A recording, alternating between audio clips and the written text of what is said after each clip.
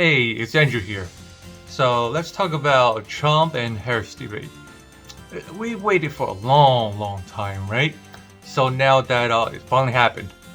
Well, Trump was always ready, and Harris was just kept on dodging and dodging all these times. She just kept on dodging until it finally happened. So it was very anticipated. So yeah, man, let's get this started. I've been reading a lot of articles from pundits saying Harris won the debate. I mean, how the heck did she win? She dodged most of the questions and barely answered any questions, and she didn't really have any answers for today's and future issues. I don't know how she won. What makes her think that she won? Half of the time, or more than half of the time, she will just either criticizing Trump, lying about Trump, or throwing out vague lines about moving forward. Probably because she knows for the last 3.5 years, she didn't do anything. Honestly, it feels like she said a lot of stuff, but she didn't say anything. I don't know if it was just me or what, but it just sounded crazy. Like, she didn't really answer anything. She talked for how long was the debate? Like 2 hours or so? But she didn't really say anything. How she's gonna fix America? What she will do for the future of America? Nothing. It just sounds so scripted. Like she's been rehearsed a lot. No facts, no stats, just making stuff up as she went along. And from what I heard, she prepped for like 5 days leading up to a debate. Well, pundits are even claiming that she got under Trump's skin. Yeah, alright. I mean, do they really think Harris will be the one that's gonna rattle Trump? I mean, come on, there's a piles of other people. There was Nancy, Hillary, Chuck Schumer, the entire media, CNN, MSNBC, ABC, New York Times, you name it. And they think Harris is the one to crack him. I mean, if anyone really got under Trump's skin, in my opinion, it'll probably be Jim Acosta or Caitlin Collins. Ooh, yeah, those two. Those two are really, there's something. Anyhow, with all that said, let's fact check on some of the things Kamala said. You want to talk about his deal with China? What he ended up doing is under Donald Trump's presidency, he ended up selling American chips to China to help them improve and modernize their military, basically sold us out. President Trump, I'll let you respond. First of all, they bought their chips from Taiwan. We hardly make chips anymore because of philosophies like they have and policies like they have. I don't say her because she has no policy. Everything that she believed 3 years ago and 4 years ago is out the window. She's going to my philosophy now. In fact, I was going to send her a MAGA hat. I enjoyed the part where Trump threw shades at her. Send her a MAGA hat. That was pretty funny. Like, out of nowhere. Yeah, I'm going to send you a MAGA hat. Anyhow, so, it's true that the U.S. sold chips to China. But let's make this clear. There are two types of chips. The first one is general purpose one. Those are just standard chips for smartphone, laptops, and other devices. They're sold by companies like Intel and AMD. They're not restricted. So there's a second type of chips that are restricted or limited chips.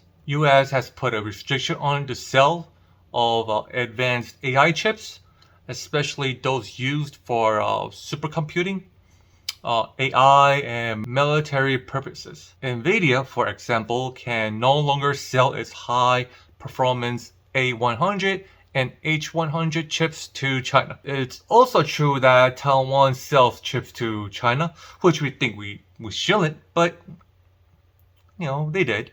But it's those lower-end AI chips. Taiwan follows export controls imposed by the US. So the higher-end chips from NVIDIA doesn't get to China. So what Kamala said here was misleading to the audience. When she said chips, most viewers would think it's those high-end chips. Democrat Party for misleading the viewers for thinking Trump was selling cutting-edge AI chips to China, which we aren't. Those are really, really restricted. It ain't going over there. A lot of towns don't want to talk about it because they're so embarrassed by it. In Springfield, they're eating the dogs, the people that came in. They're eating the cats. They're eating the pets of the people that live there. And this is what's happening in our country, and it's a shame. Ooh, look at the way Harris laughing when Trump said about eating pets. I've seen those laughs. Tons of times. When she laughs like that, you know the truth is there. Somewhere there's some truth to it. Like Trump said, there are towns that are too embarrassed to say, yeah, you know, our town, there's people eating, you know, neighborhood pets. So, you know, they're keeping it a hush-hush.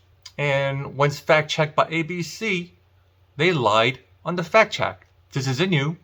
You know, they lie. They can lie all possible ways, so why wouldn't they lie on the fact-check?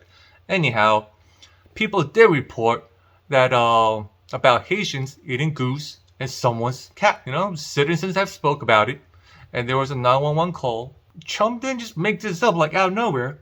Every time when he says something, people will crack up on him, laughing at him, but eventually, as time goes by, it started happening. But anyhow, it is true. And because of her, there's an estimated 15,000 to 20,000 migrants settled in Springfield, Ohio.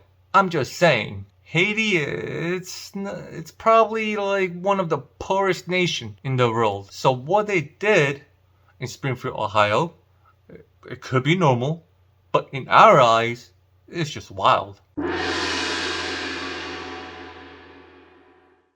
Defund the police. She's been against that forever. She was big on defund the police. In Minnesota, she went out. Wait a minute. I'm talking now.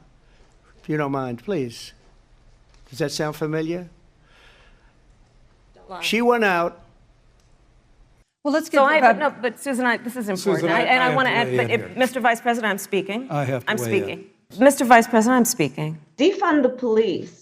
The issue behind it is that we need to reimagine how we are creating safety. For too long, the status quo thinking has been you get more safety by putting more cops on the street. Well, that's wrong. So there she goes, smiling and laughing and all that stuff again. And what does that mean? There's some truth to it again.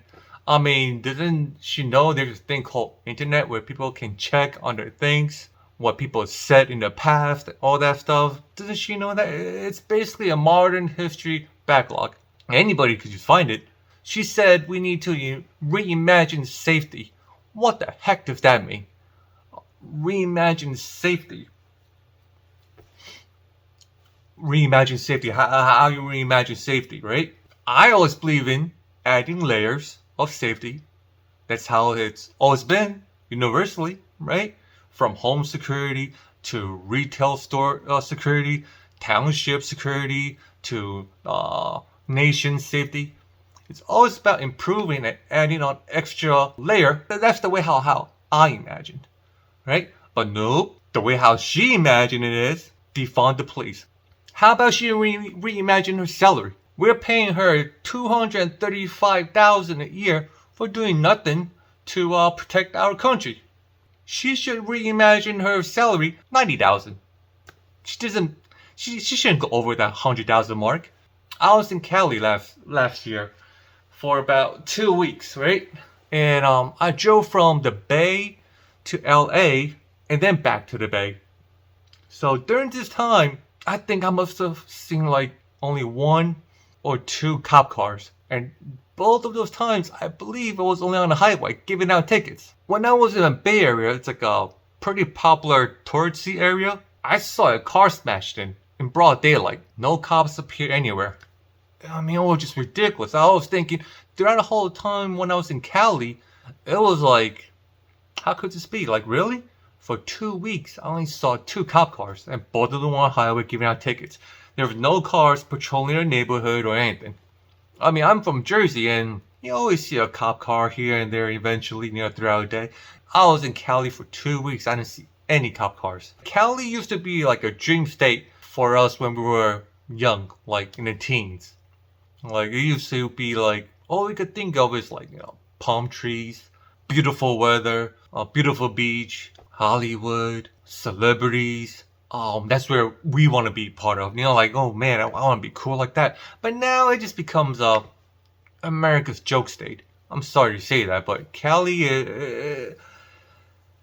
it's a joke state now.